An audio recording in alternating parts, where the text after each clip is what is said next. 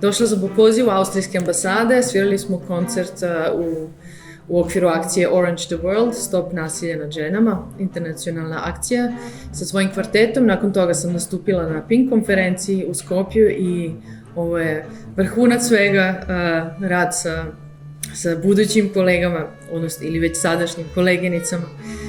Tako da prvi put sam sada u Makedoniji, to je posljednja Jugoslovenska republika u kojoj nisam bila, tako da sam baš bila uzbuđena i sretna. Pa super je interesovanje ove dece koje su došle da nešto vide, čuje, to je ono što mi puni srce.